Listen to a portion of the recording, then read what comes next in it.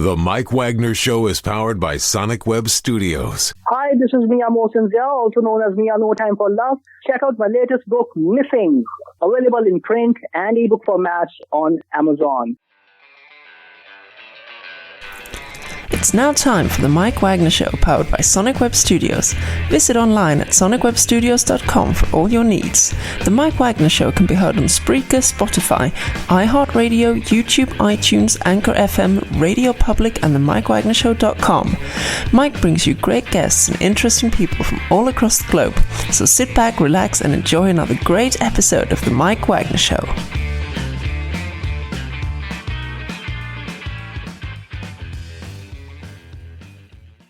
Hey everybody, it's Mike from the Mike Wagner Show, powered by Sonic Web Studios. Visit online at sonicwebstudios.com for all your needs. Looking at a professional website without breaking your budget, Sonic Web Studios is the answer. Sonic Web Studios offers fast, affordable custom web designs that blow the competition away. Call today, 1-800-303-3960. That's 1-800-303-3960. Or email to support@sonicwebstudios.com. Mention the Mike Wagner Show, get 20% off your first project. Sonic Web Studios, take your image to the next level. Also, time to give official shout out to our official sponsor of the Mike Wagner Show, international warring author Mia Mosinzia. If you love fast-paced mysteries, you'll love Missing by Mia Mosinzia, available on Amazon in paperback and ebook. Missing is fast-paced and intriguing with an unforgettable twist. Takes place in 4 countries, 2 strangers, 1 target, where truth is illusion and those you love will be the first to go missing. It's available on Amazon in paperback and ebook. Missing by Mia Mosinzia has garnered great reviews, and even loved and enjoyed by Howard celebrities, including Joanna Cassidy, Forbes, Riley, and many others. So grab your copy today before it goes missing by Mia Mosinzia. Available on Amazon.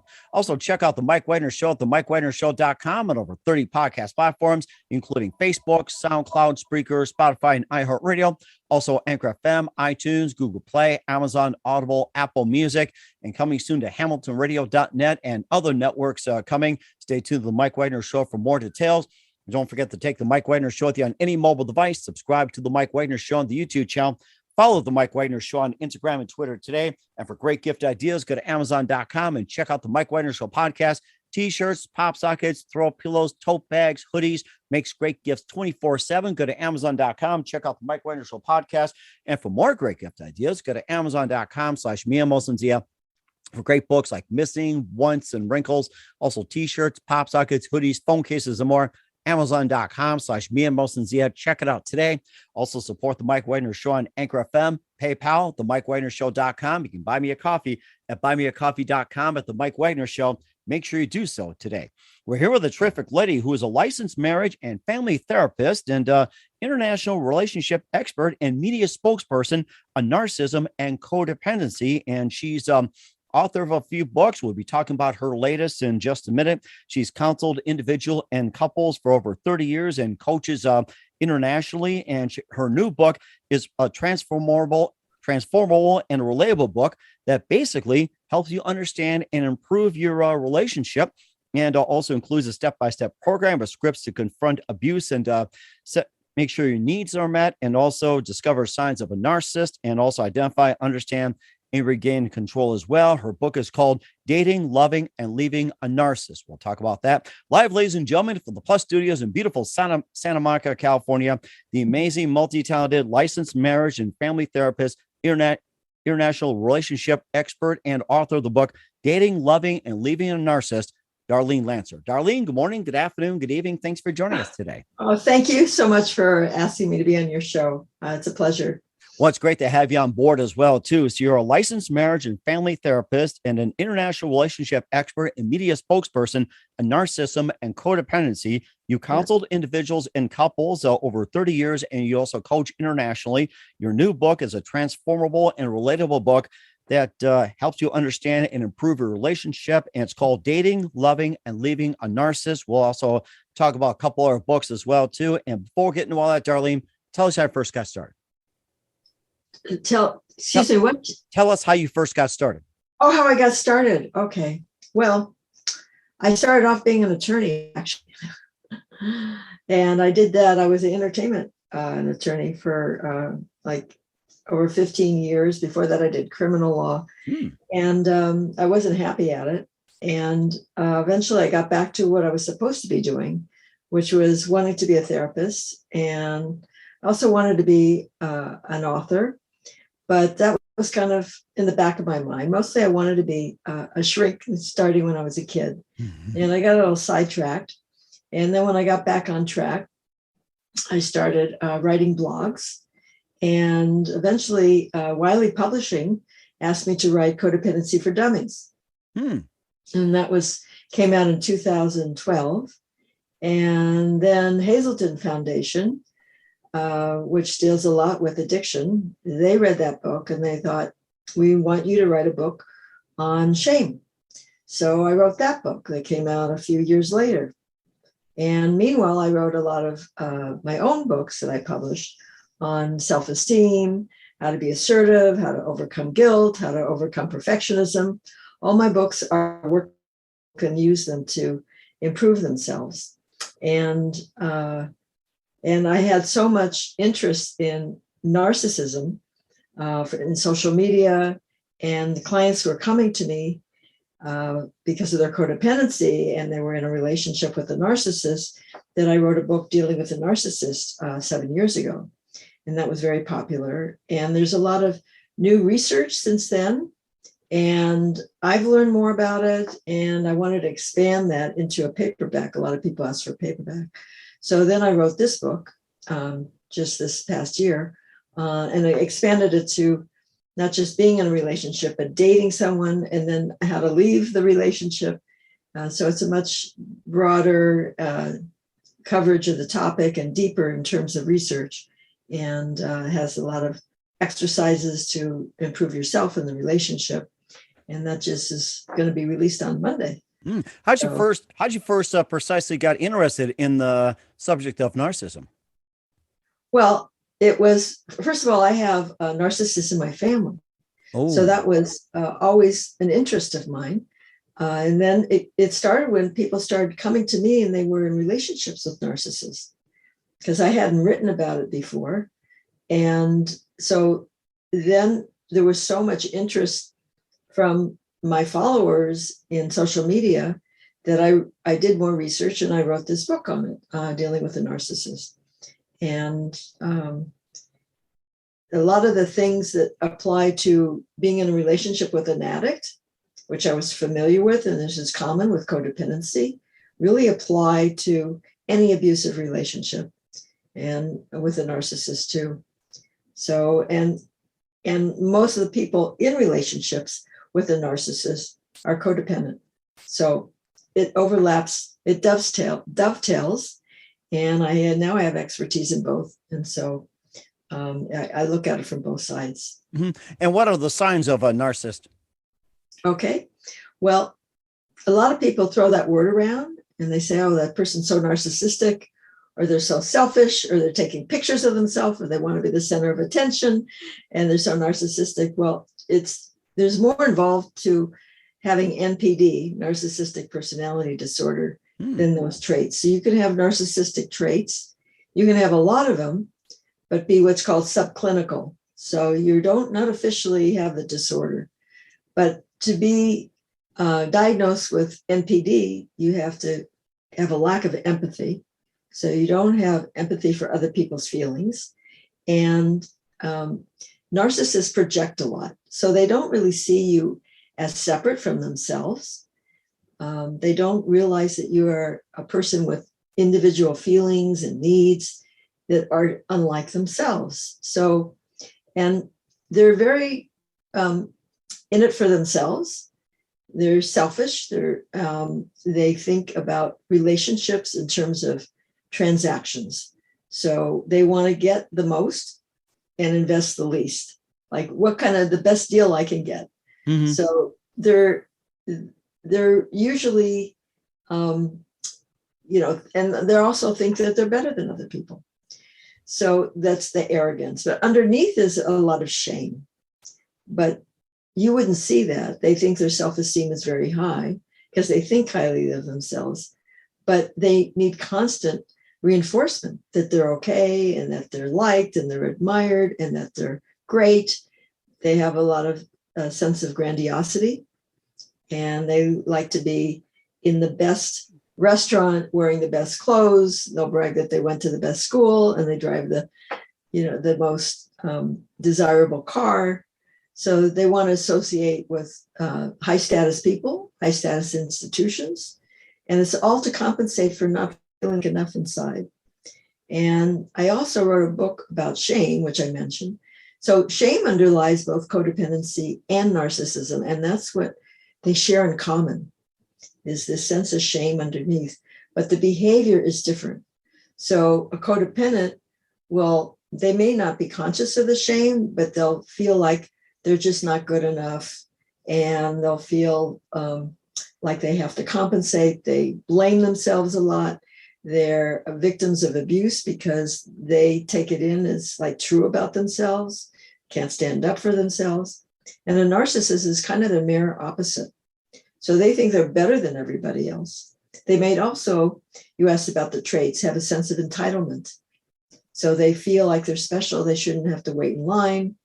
They should get special treatment, etc. But they brag about how great they are. And they won't take responsibility for anything. Now, the codependent takes too much responsibility, like it's all my fault. And the narcissist will blame them.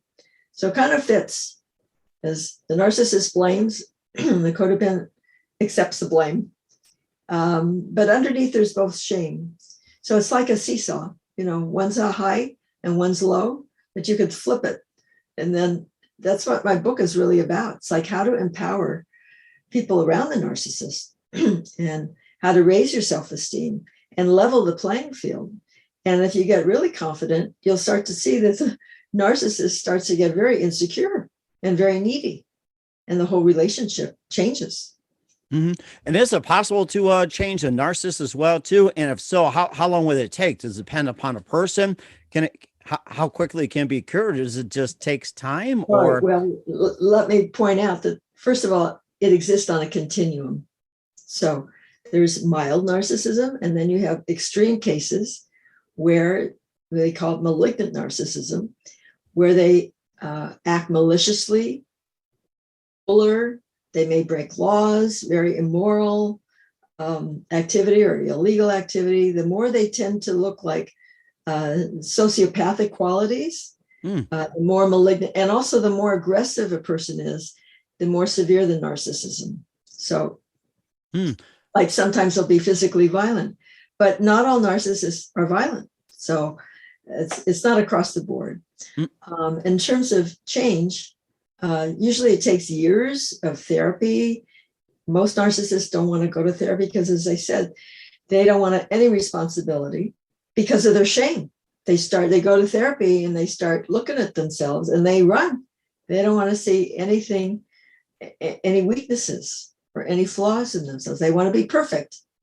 And that's all to defend that sense of perfectionism about themselves, defends them against deep shame. But you can start to change their behavior in the way you interact with them when they see that it's in their best interest to, not just because they hurt your feelings, but because it's going to improve the whole relationship and it'll be better for them. So you have to learn to communicate with them in an educative way. And I explain all this in my book. I even have scripts and strategies and a step-by-step plan. So you can't confront them in the way that you would someone else because they're very thin-skinned because of their shame. And so they'll react and then they'll just be more aggressive. So you have to handle them with kid gloves and know exactly how to talk to them. But they can, just like you may know, if you know any narcissists or observe them, they can act very charming and appropriate in certain situations. And then maybe they get home and they will be abusive at home and be charming in public. That's not unusual. Mm-hmm. And some people say, well, everybody loves my husband or they love my wife. They don't understand like why I'm unhappy because it's all hidden. But the point being, when it serves them to be appropriate and be nice and look good, they can. If they want to impress somebody, they will. So you have to be able to show that it's in their best interest to be that way at home too. So. That's a really interesting subject. You also mentioned about, sociopath and everything else, psychopath and everything. That seems to be a trait, of course, a lot of the criminal masterminds, but I think you pretty much solved it right there. And among the sociopaths or psychopaths out there, what percentage would you say have like a narcissistic personality? What would you say? Okay, well, those are different diagnoses. Okay, so I think very small, maybe, first of all, although there's a lot of talk about narcissists, and also you see them in the public eye, okay? So you might think that there are a lot. And there's more in the entertainment business, probably, and politics than there are in the general population because they like the attention. But it's probably under 5% of the whole population. And of those, it's maybe 1% malignant type that are really malicious and dangerous. So sometimes there's an overlap, and they have both sociopathic qualities like aggression, conduct disorder that started in childhood, breaking the law, things like that, violence. And they may have that and be a narcissist, but that's really distinct. And one of the differences between, and I'm kind of talking about sociopathic and psychopathic, they're actually different. They say a sociopath is made, meaning it's environmental, and a psychopath is born, meaning it's more genetic. And by the way, research is showing that about half of the cause of narcissism may be genetic too. So it does run in the family. Wow, interesting. Yeah. So the difference is, what I was going to say is that sociopaths, they don't care so much how they look. So they have a goal, and they'll even demean themselves if it's going to serve. But a narcissist won't do that. A narcissist is more impulsive. Somebody who's going to plot, and scheme how they're going to commit a crime. That's more a criminal mind more than a narcissist. A narcissist wants validation. They want attention. They're going to say how great they are and try to impress you. And they can be manipulated that way. Yes. So somebody who wants to look good, you know how to manipulate them. But a psychopath, you can't manipulate them as much because they're very single-minded as to what they want and what they're going to do. So. And I'm glad you brought that point up as well, too, and clearing up about narcissism along those lines. And we'll talk about your book, Dating, Loving, and Leaving Narcissists, and also step-by-step program as well, too, and some of the things you recognize, discover, and everything. But first, listen to the Mike Wagner Show at themikewagnershow.com, powered by Sonic Web Studios. Visit online at sonicwebstudios.com for all your needs. Look at a professional website without breaking your budget. Sonic Web Studios is the answer. Sonic Web Studios offers fast, affordable custom web designs that blow the competition away. Call today, 1-800-303-3960. That's 1-800-303-3960. Or email to support@sonicwebstudios.com. Mention the Mike Wagner Show, get 20% off your first project. Sonic Web Studios, take your image to the next level. Also, time to give official shout out to our official sponsor of the Mike Wagner Show, international warring author Mia Molson-Zia. If you love fast-paced mysteries, you'll love Missing by Mia Molson-Zia, available on Amazon in paperback and ebook. Missing is fast-paced and intriguing with an unforgettable twist. Takes place in 4 countries, 2 strangers, 1 target, where truth is an illusion and those you love will be the first go missing. It's available on Amazon in paperback and ebook. Missing by Mia Molson-Zia has garnered great reviews in Eve 11 and George by Howard celebrities, including Joanna Cassidy, Forbes, Riley, and many others. So grab your copy today for Goes Missing by Mia Molson-Zia, available on Amazon. Also, check out the Mike Wagner Show at themikewagnershow.com on over 30 podcast platforms and coming soon to Hamilton Radio and more. Take the Mike Wagner Show with you on any mobile device. Subscribe to the Mike Wagner Show on the YouTube channel. Follow the Mike Wagner Show on Instagram and Twitter today. And for great gift ideas, go to Amazon.com and check out the Mike Wagner Show podcast. And for more great gift ideas, go to Amazon.com/Mia Molson-Zia for great books, merchandise, and more. Amazon.com/me and Check it out today. Also support the Mike Wagner Show on Anchor FM, PayPal, themikewagnershow.com. You can buy me a coffee at buymeacoffee.com at the Mike Wagner Show. You can also do that today. We're here with licensed marriage and family therapist and international relationship expert, and also the author of the book, Dating, Loving, and Leaving a Narcissist, here on the Mike Wagner Show, Darlene Lancer. And we covered, you covered as well, conquering shame and codependency, the 8 steps to freeing the true you, and codependency for dummies. I think that's all covered as well too. Once again, explain the 8 steps to freeing the true you when it comes to your book, Conquering Shame and Codependency. Okay. Well, first of all, one of the biggest obstacles to self-esteem is our inner critic. So I always tell people, and I wrote a book about overcoming self-criticism, is to write down your negative self-talk. And that includes the shoulds. You know, what you think you should have done or should do in the future. Like, are you shitting on yourself all the time?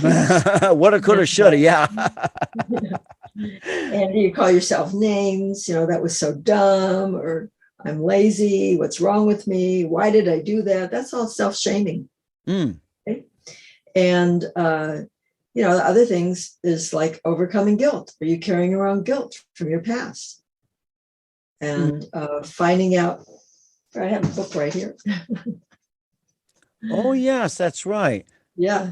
So it's been a while since I read the steps myself. So let me look at them. So I want you to, so the first thing is actually getting to know yourself, it's about finding your true self, to write about your feelings, journal every day. I say also, write down conversations you've had and see whether you were authentic or not. Mm-hmm. Did you go along with something that you disagreed with? Did you want to get off the phone and you didn't? Did you, disagree or want to set a boundary and you didn't? Write about it and then ask yourself why, because authenticity is the opposite of shame. Mm-hmm. So becoming more authentic, and you have to know yourself, obviously, to be able to reveal yourself. So a lot of people aren't aware of what they're feeling, or they can't name them. They say, I'm upset. Well, that doesn't tell me whether they're angry or they're sad or they're feeling ashamed or guilty. So getting to know yourself. And then, let's see. And getting to know your shame. What do you feel ashamed about? Is it your looks, your intelligence, your earning capacity? That's different between men and women. And where does it come from? I have a whole chapter on exploring your childhood, because it usually comes from your childhood. Could be bullying also in school or from a sibling. Okay, we're having some technical difficulties here on the Zoom here on the Mike Wagner Show with Darlene Lancer, author of the book. Okay, looks like we're back in progress as well, too, with Darlene Lancer. We had a little bit of a technical difficulty, but I think you mentioned one of the steps, and I think we talked about looks and everything else before we somehow got sidetracked. So let's see. I'm trying to think where we left off at. I think we're I was about to give an example of yes, that's right. Challenging at least. Okay. So, for instance, maybe you had a parent that was very weight conscious. And so they were always on a diet, or maybe, for instance, in my own family, my grandmother was obese, but my mother was always on a diet. So I started watching my weight as a child. She never commented on it, but I picked it up, like observing her being on a diet, even though my mother really wasn't overweight. But I've had clients who have parents that are constantly commenting on their appearance.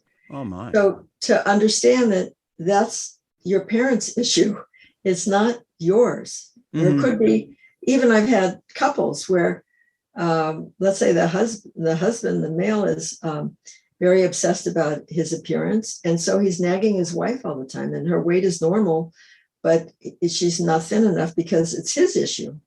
So understand where these messages come from, the values come from For instance, if you have a narcissistic parent, they'll typically say that you're self-centered, but it's a projection about them. They're the ones that are self-centered.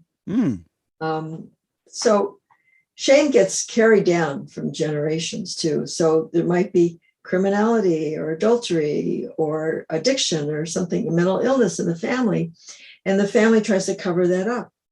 And so you carry around this shame that there's something wrong with me, or you're of a lower class than your classmates, not enough money. But that's not a reflection of who you are. So, or parents compare you to other siblings, compare you to the neighbors, compare you to themselves. When I was your age, Oh, I've heard that adage before, and you got to sit there and listen for like 20 minutes, 1 hour, and they lecture on that. We've all been there, done that. So, okay. So that's shaming, when you start comparing. Do you compare? That's also how you criticize yourself. You compare yourself to your friends or your ideal of where you should be. That's another thing. People have these ideal images of themselves, and they're constantly comparing themselves to how they think they should be. So that's shaming of yourself too. So getting to the root of the shame, and I have a lot of exercises and ways to do that. And then you kind of figure out where these beliefs and standards come from that you're carrying around. Maybe it's from your grandparents or something and you don't even agree with. And then you have to start to build your self-esteem and doing esteemable acts, being authentic, being honest, maybe developing new skills. And again, how you talk to yourself is important. And forgiving yourself for things in the past. And then it's important to share your shame, because there's a saying, when you share your joy, it's doubled. And when you share your grief, it's halved. Well, when you share your shame, you're being authentic.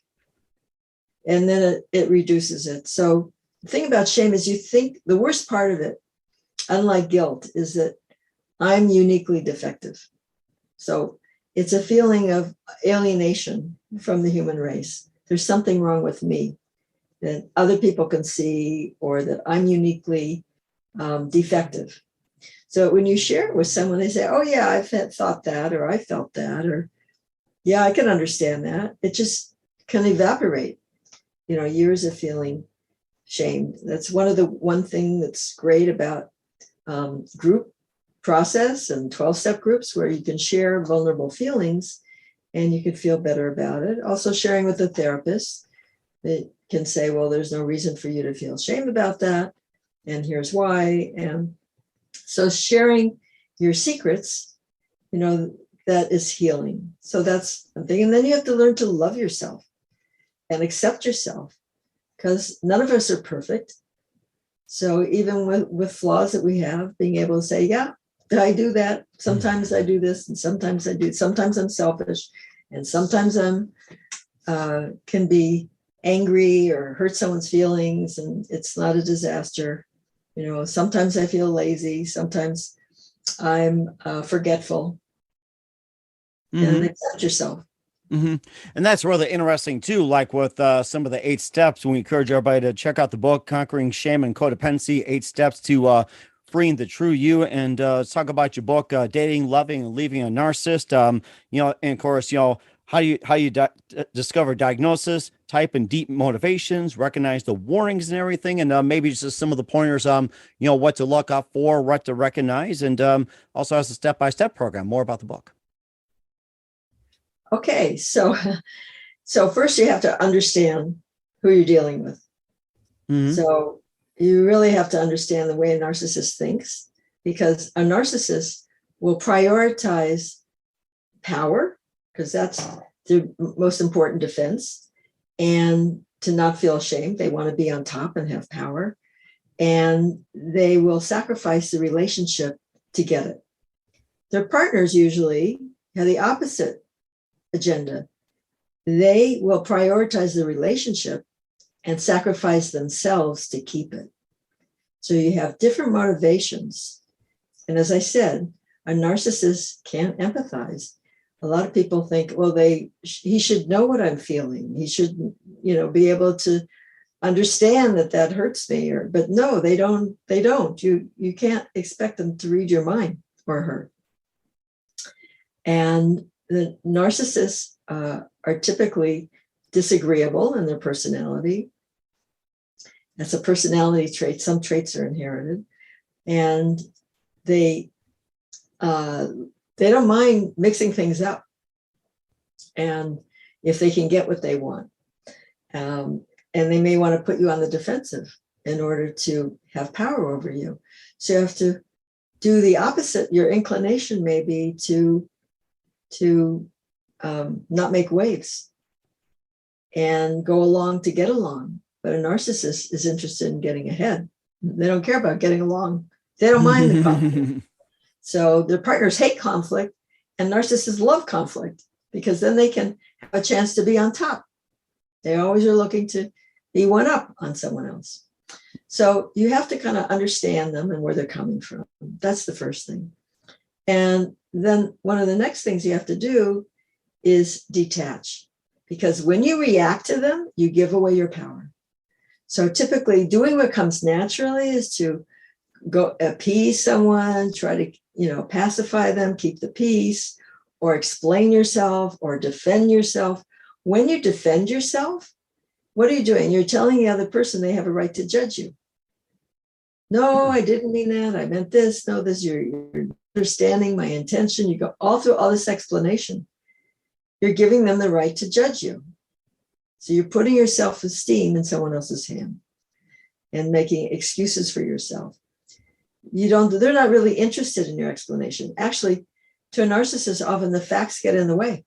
They don't care about the facts. They just want to win the argument. That's really interesting. I think you pretty much hit a point. And of course, many of us had, encountered it and go by the route and everything. And of course, what are some of the ways to improve a relationship? And of course, how would you leave one? So it's like, you have a choice. You can improve or you can also leave. Okay. Well, it's a process. So a lot of people, first of all, most of the people that contact me, they want help to keep the relationship. A lot of times if they're ready to leave, they would have already left. They wouldn't be reading the book, and they wouldn't be calling a therapist. Okay. Mm-hmm. So one of the things is people don't realize, outsiders don't realize, an abusive relationship is harder to leave than a normal relationship. Because what happens is there's a term called trauma bonding. So when you're continually shamed and put down, you start to become, you look for any signs of kindness, and you become more, maybe you get crumbs of kindness or affection and little gestures, and then you cling to that, and it becomes addictive. It's called intermittent reinforcement, like playing a slot machine. Mm-hmm, yes. Uh-huh. You don't win all the time. Once in a while you win, but so you keep playing, or gambling, you keep playing for those jackpot till you get the jackpot. Mm-hmm. So people hope in the beginning the narcissist is very seductive and charming and can be loving and romantic. And so you're looking for to find that person that was very congenial and warm and the person you fell in love with, and you're hoping that he or she will come back. And once in a while, they'll give you some hope, but over years, it gets less and less. And then they've done tests like this with rats, actually. They'll keep pressing the lever for food, even when no food comes anymore. There's no reward. So it becomes an addictive process, just like gambling. And it gets hard to leave. And then the other thing is, sometimes they still love the narcissist. So I say, love is no excuse for abuse. So a lot of times the partner is very empathetic. That comes naturally to them. And they think, well, he didn't mean it, or she had a bad childhood, and they're very understanding, and they keep hoping the person will change. And they go into denial. They don't realize exactly that they're being abused, because maybe then there's a good time, or they get along for a weekend or something, and then they get their hopes up until the next time. So that's part of the process, coming out of denial and realizing gee, am I really with someone who has a mental illness? That's kind of a shock. And maybe it's not going to turn out the way I've been hoping all these years. So, and not reacting. When you stop reacting, it takes away a lot of power from the narcissist, because they want that reinforcement when you react. And you stop doing everything at their beck and call, and stop trying to meet all their demands, which are insatiable, and you're never going to satisfy them anyway. And then you start setting boundaries. You start saying, that's not acceptable. Don't talk to me in that tone of voice. And here's what's going to happen. If you continue to do that, there's a price to be paid, because they get away with it. So abuse that is allowed is abuse that's endorsed. And if it's behavior that's endorsed, will be repeated. So that's what happens if you don't. And then your self-esteem gets lower and lower. And the more you accommodate other people or narcissists, the smaller your sense of self becomes. You become totally out of alignment with your soul. Now you become a shell of yourself. So in terms of freeing your true self gets lost. You lose yourself in the relationship. I know when a lot of people say when they're in love with a narcissist that they have to give up themselves they have to choose between themselves and the relationship. And especially, for instance, if you start to get stronger or more powerful, the narcissist might feel threatened. And so they might want you to give up a career or something, or try to control you. So they're number one. So you have to choose, between yourself and your partner. That's a horrible choice. A healthy relationship, they want you to be your best. They want you to shine. They're proud of you. So some narcissists might be, and some might be threatened. It depends on the individual. So those are some of the steps. And then you have to learn, as we were saying before, to build your own self-esteem and not make it dependent on someone else liking you or loving you or accepting you. Because whether it's the narcissist or your next relationship, you'll be dependent on, that's not even self-esteem, it's others' esteem. If it's dependent on what other people think, it has to come back to you. That's unfamiliar to codependents because they're so other-oriented. Their behavior and thinking revolves around other people.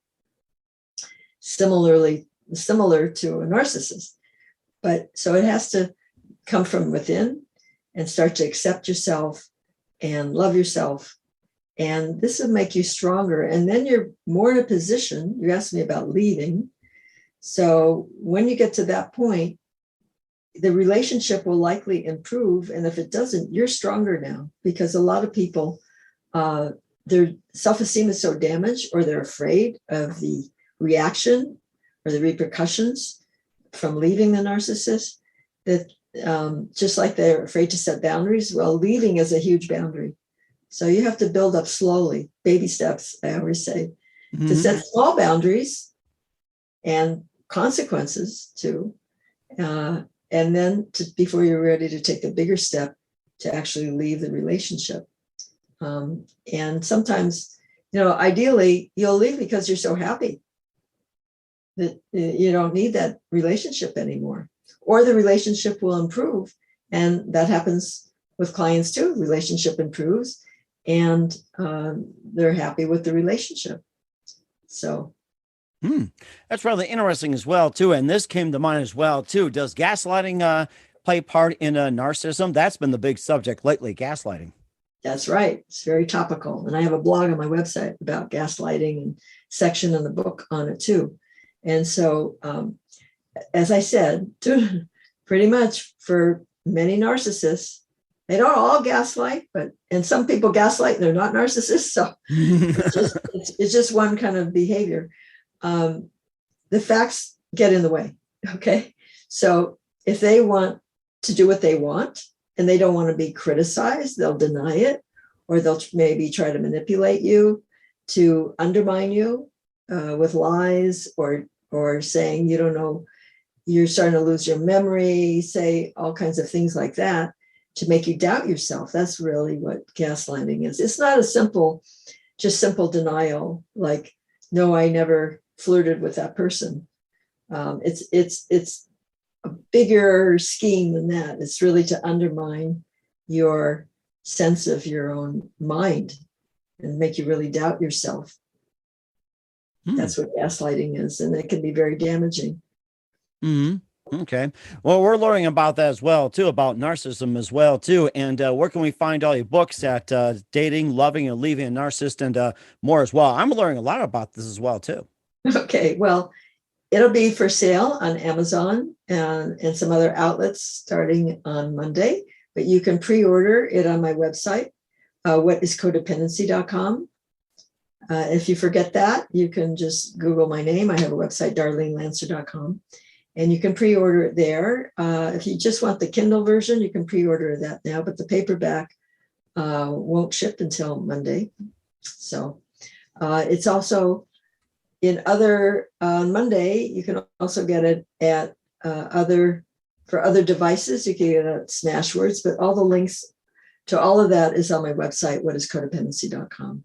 Okay, we will certainly do that. What's coming up for author Darlene Lancer, we'll find out just 1 minute. You listen to The Mike Wagner Show at themikewagnershow.com, powered by Sonic Web Studios. Visit online at sonicwebstudios.com for all your needs. Also brought to you by official sponsor, The Mike Wagner Show, international war-ring author Mia Molson's of Missing, available on Amazon and paperback and ebook. We'll be back with author Darlene Lancer of Dating, Loving, and Leaving a Narcissist after this time out. The Mike Wagner Show is powered by Sonic Web Studios. If you're looking to start or upgrade your online presence, visit www.sonicwebstudios.com for all of your online needs. Call 1-800-303-3960 or visit us online at www.sonicwebstudios.com to get started today. Mention The Mike Wagner Show and get 20% off your project. Sonic Web Studios. Take your image to the next level. Hey everybody, my name is Forbes Riley, and I'm an American actress and a TV host. And I was delighted when I got my copy of Missing, which is Extraordinary Relation of Ordinary People based on a real life relationship. It's well written. It's amazing. You know, it talks about a man who has lost his wife and his daughter, and it's very well done. I'm going to highly recommend that you go get your copy of Missing. It is a powerful, exciting read. Mr. Mian Moshe Zia. He is the author of Missing. And I want to give a big shout out and a kiss all the way halfway around the world to my dear friend. Check him out at Mia's website. It's called www.miamotionzea.com. Missing, available on Amazon. Again, I'm Forbes Riley, and I will see you again soon. Bye-bye. Hey, this is Ray Powers, and boy, are you in luck. Right place, right time. Tuned in to The Mike Wagner Show. You heard me. We're back with author Darlene Lancer, also licensed marriage and family therapist, international relationship expert on The Mike Wagner Show, about the book Dating, Loving, and Leaving a Narcissist. And also, what can we expect from you in 2022 and beyond, Darlene? Well, I think this book is going to carry me for a while, and I have a few more ideas that I'm going to be writing about as soon as I have some time. I have about 2 or 3 books in my mind that I'm going to look into coming up, and they'll be about self-improvement and relationships, the subjects I've been writing about. So, okay, we're certainly looking forward to it as well too. And who do you consider biggest influence in your career? Well, let's see. In my career, I guess I had a mentor called Hal Stone, a psychologist that I worked with for a while, and he's no longer with us. Mm-hmm. But he wrote a few books and introduced a form of therapy called voice dialogue. Okay. And I use that in my work too. And he was an inspiration to me. He was a Jungian analyst. So. Very nice. That's very interesting. And what's the best advice you can give to anybody at this point? Oh, trust yourself. Trust yourself. And talking about narcissism and abusive relationships, if you suspect that you might be being abused, you probably are. So that's, people usually don't think that. unless they have good reason to. So it doesn't matter if someone says, oh, that wasn't. I mean, if your partner or whatever says, no, I'm not abusing you, you're crazy. If you feel like you're being abused, you probably are, and get help, especially if there's any violence. Don't wait, call a hotline, seek out therapy, and get a safe place to go to. That's a very good idea as well, too. Once again, author Darlene Lancer, licensed marriage and family therapist, international relationship expert on the Mike Wagner Show with the book, Dating, Loving, and Leaving a Narcissist. A very big thank you for your time, Darlene. You've been absolutely fantastic. Learned a lot from you. No problem. Looking forward to having you in soon. Keep us up to date. Keep in touch. We'd love to have you back. Once again, tell us about your upcoming projects. What's your website? How do people contact you? Where can people purchase or check out your books? Okay, well, whatiscodependency.com. There's all links to amongst all social media. I have a YouTube channel on Twitter, Facebook, on Clip It, and I have a media page on my website with all of my interviews. So just put my name in, and do sign up for my monthly blog, because I have over 200 blogs. I also blog on Medium, but they're all on my website too. Okay, we will certainly do that. Once again, Darlene, a very big thank you for your time. You've been absolutely fantastic. Looking forward to having you again soon. Very much, yeah. No problem. Yeah, just keep us up to date. Keep in touch. We'd love to have you back. We wish you all the best, and you've got a great future ahead of you. Thank you. The Mike Wagner Show is powered by Sonic Web Studios. If you're looking to start or upgrade your online presence, visit www.sonicwebstudios.com for all of your online needs. Call 1-800-303-3960 or visit us online at www.sonicwebstudios.com to get started today. Mention the Mike Wagner Show and get 20% off your project. Sonic Web Studios. Take your image to the next level. Hey everybody, my name is Forbes Riley, and I'm an American actress and a TV host. And I was delighted when I got my copy of Missing, which is Extraordinary Relation of Ordinary People based on a real life relationship. It's well written. It's amazing. It talks about a man who has lost his wife and his daughter, and it's very well done. I'm going to highly recommend that you go get your copy of Missing. It is a powerful, exciting read. Mr. Mian Moshe Zia. He is the author of Missing. And I want to give a big shout out and a kiss all the way halfway around the world to my dear friend. Check him out at Mia's website. It's called www.miamotionzea.com. Missing, available on Amazon. Again, I'm Forbes Riley, and I will see you again soon. Bye-bye. Thanks for listening to the Mike Wagner Show, powered by Sonic Web Studios. Visit online at sonicwebstudios.com for all your needs. The Mike Wagner Show can be heard on Spreaker, Spotify, iHeartradio, iTunes, YouTube, Anchor FM, Radio Public, and themikewagnershow.com. Please support our program with your donations at themikewagnershow.com. Join us again next time for another great episode of The Mike Wagner Show.